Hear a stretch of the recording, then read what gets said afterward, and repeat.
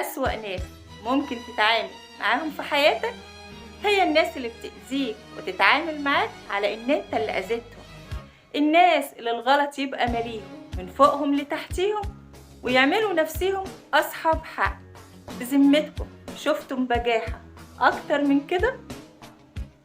ما أعتقد.